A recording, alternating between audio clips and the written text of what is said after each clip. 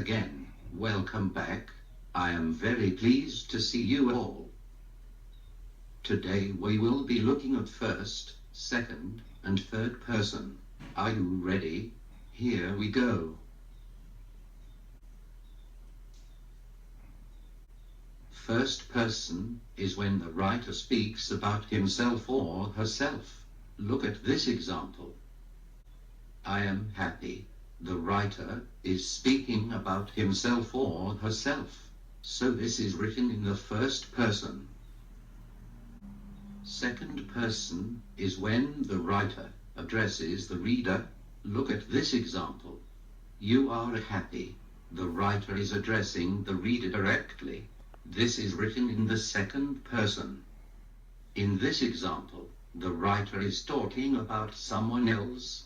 This is called the third person.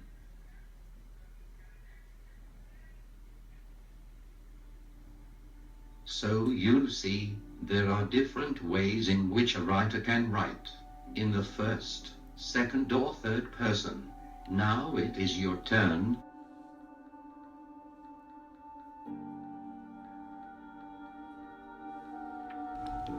Okay, so I'm going to go into a couple of scriptures and we're going to see if they're first person, second person, and third person. I know this may seem simple, but people struggle with this.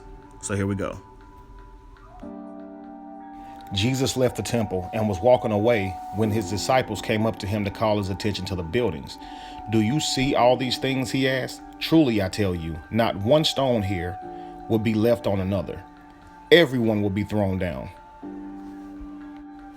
Okay. Jesus left the temple and was walking away when his disciples came up to him and draw attention to its buildings. So that right there is second person. The second scripture, though, do you see all those things? He asked. That makes it third person because now he asked. That is a third person telling you about a conversation between Jesus and his disciples. So now we're going to move to the next scripture. 3. As Jesus was sitting on the Mount of Olives, the disciples came to him privately. Tell us, they said, when will this happen? And when will be the sign of your coming and the end of the age? Again, this is third person. They're still telling you what's going on in his story. 4, Jesus answered, watch out that no one deceives you. For many will come in my name, claiming I am the Messiah, and will deceive many.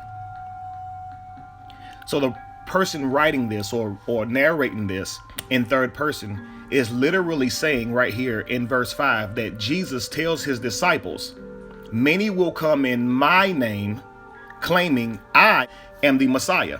He's talking to the disciples, telling them that someone's going to come in his name, saying that he is the Messiah, and many will be deceived.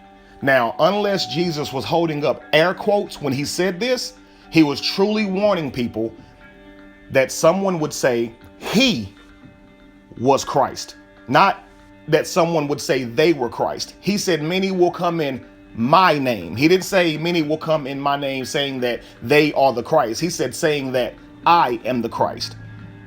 Again, unless he held up air quotes, this is a first person line from Jesus himself.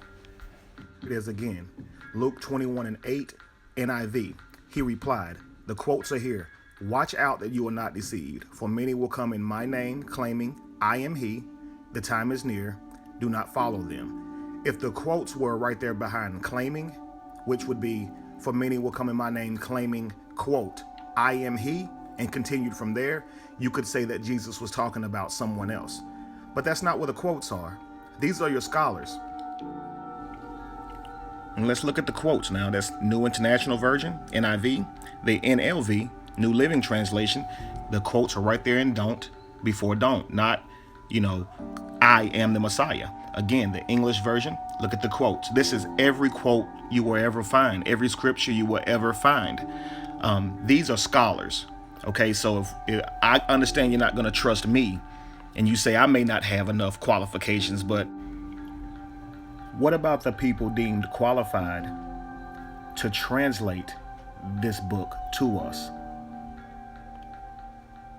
Because we like to talk about how qualified a person should be and how a person should study we read these scriptures, and then we see these scriptures, and then we tell everybody else what the true translation is, because somebody else that translated this, who was qualified to translate this, got it wrong. So we're supposed to trust what you got out of a concordance that somebody who wasn't qualified to write this or translate this book, or at least they weren't born in the time or the era to be qualified to translate this book. So now we're taking their words over what was translated and ordained by God. So now we're going to translate again what's already been translated by ordination of God. I'm trying to figure out, what does this thing stop? And while we're on the subject, here's a conversation between Jesus and his disciples. He says, "Truly I tell you, some who are standing here will not taste death before they see the Son of Man coming in his kingdom." This is Jesus telling his disciples. He says, "Truly I tell you, some who are standing here will not taste death." He promises them, or at least a couple of them, some of them, that he would come back before they even died. How long has it been? Okay, family, it's been over 2,000 years. And to this day, we still shout and run around the churches when this scripture is preached. We understand this scripture as Jesus is talking to us, saying that some of us won't die before he comes back. But he wasn't. He was talking to the disciples. He was telling the disciples, they came to him in secret, asking him, when will he come back? When will be the end of the age? When are you returning? And Jesus replied, "Mark my words, some of you won't even taste death before the Son of Man comes into his kingdom." And even if he wasn't talking to the disciples, even if that scripture was meant for people who lived 2,000 years later, it's still inaccurate. People still die. Many people have died believing that Jesus will come back before they died. Dr. Ray Hagen is a dear friend of mine. His mother died like that, believing that Jesus will return. At some point, guys, we have to look at these scriptures and say, who was he talking to? If he wasn't talking to the disciples and he didn't lie to them, or he didn't fail them on that prophecy, then who is he talking to? Because people still die today. Then you have to look at the Bible, and you have to look at it from a standpoint of, how is it written? We're talking about literature, right? We're talking about first person, third person, and so forth and so on. The Bible is written in first person, second person, third person, and third person omniscient. It's a story that's written in many different ways, okay? But you got to look at the difference in between a writer and a narrator. A writer is one who writes, of course, but a writer can write from a standpoint of being there or not being there, okay?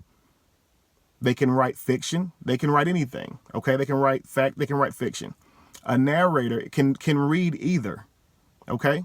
So a narrator is one who reads that story or brings that story to life, okay? Now, let's look at writers.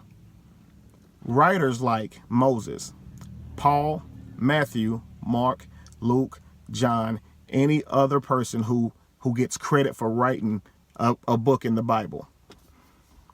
These people are only characters. They literally existed, but they didn't historically exist.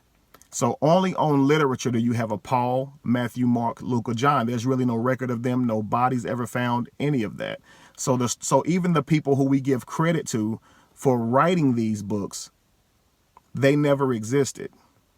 And they're written from first person, second person, and third person omniscient, all throughout. So even the writers of these books never existed.